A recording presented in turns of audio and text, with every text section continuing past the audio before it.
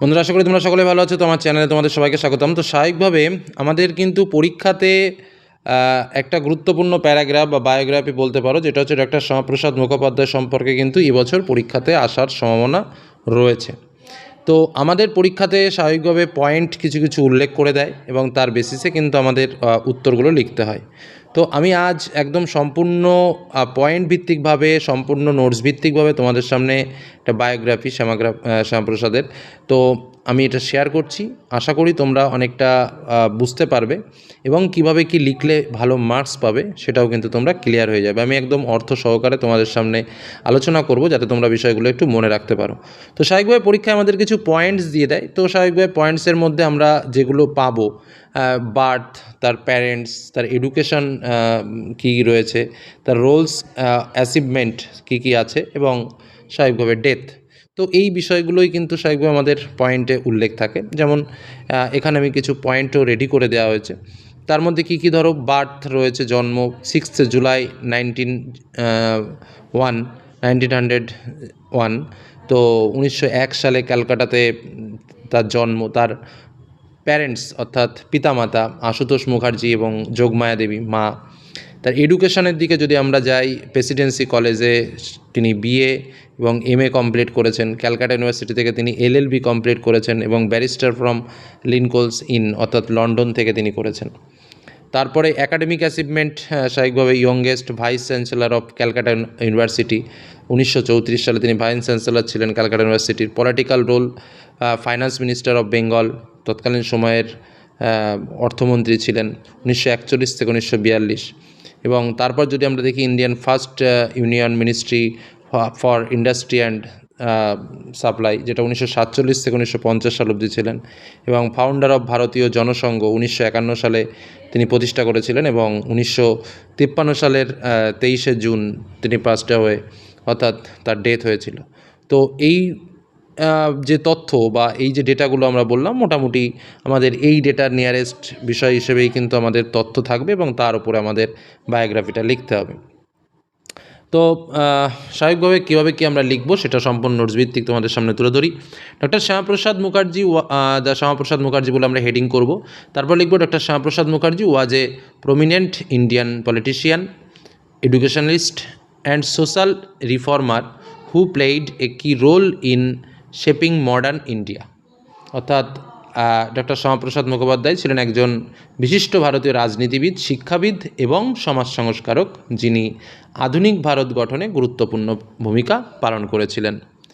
তারপরে লাইনে আমরা লিখব, he was born on July 6, 1901 in Calcutta. একদম সহজ, তিনি 1901 সালের 6 জুলাই কলকাতায় জন্মগ্রহণ করেন। His father sir Ashutosh Mukhopadhyay, তার বাবা স্যার আশুতোষ মুখোপাধ্যায়, ছিলেন a renowned educationist and vice chancellor of Calcutta university. পিতা আশুতোষ মুখোপাধ্যায় ছিলেন একজন খ্যাতনামা শিক্ষাবিদ এবং কলকাতা বিশ্ববিদ্যালয়ের উপাচার্য। And mother was Jogmaya Devi, এবং তার মা ছিলেন Jogmaya Devi. A brilliant student, Shyamaprasad graduated in English from presidency college থেকে তিনি ইংলিশে গ্র্যাজুয়েট হন। And later obtained his masters degree in Bengali, এবং তারপরে তিনি বাংলাতে মাস্টার ডিগ্রি কমপ্লিট করেন বা এমএ ডিগ্রি অর্জন করেন। ঠিক আছে। হি completed his LLB from Calcutta university and became a barrister from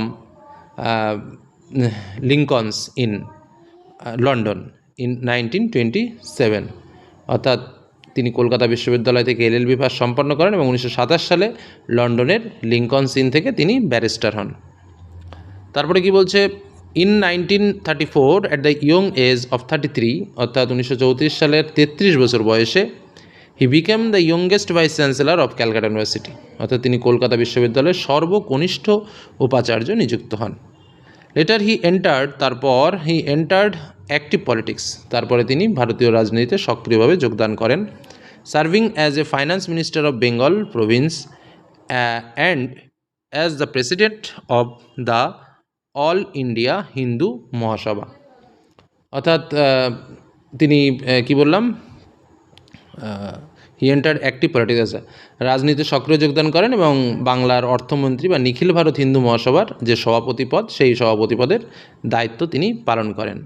after independence মানে স্বাধীনতার পরবর্তী সময়ে he served as Indian first minister of industry and supply in prime minister Jawaharlal Nehru's cabinet. অর্থাৎ স্বাধীনতার পর তিনি প্রধানমন্ত্রী জওহরলাল নেহরুর মন্ত্রিসভায় তিনি প্রথম শিল্প ও সরবরাহ মন্ত্রী হিসেবে দায়িত্ব সামলান। ইন্ডাস্ট্রি অ্যান্ড সাপ্লাই, ঠিক আছে, শিল্প আর তোমার সরবরাহ মন্ত্রী হিসেবে।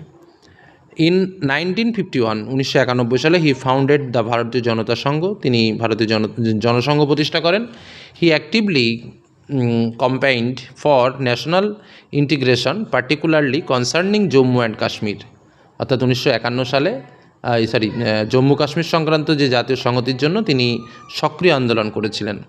হি পাসড অ্যাওয়ে অন জুন 23, 1953, অর্থাৎ তিনি শেষ নিঃশ্বাস ত্যাগ করেছিলেন 1953 সালের জুন মাসের 23 তারিখে। ইন্ডিয়া রিমেম্বার্স হিম, তাকে স্মরণ করে, ভারত তাকে স্মরণ করে as a visionary leader and patriot, অর্থাৎ দূরদর্শী নেতা ও দেশপ্রেমিক হিসেবে ভারত কিন্তু তাকে স্মরণ করে।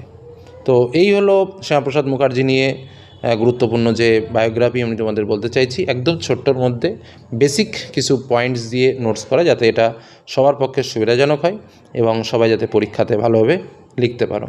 তো তোমরা প্রয়োজনে এটাকে একটু নোটস করেও নিতে পারো। আর যে পয়েন্টগুলো বললাম মোটামুটি এই পয়েন্টের উপরে বেস করেই একদম ফ্রেশ লেখা, খুব সহজে তোমরা কিন্তু মনে রাখতে পারবে। এটুকু বলে আজকের আলোচনা শেষ করলাম। কোনো কিছু নোটসের প্রয়োজন হলে অবশ্যই কমেন্টে জানিও। ধন্যবাদ।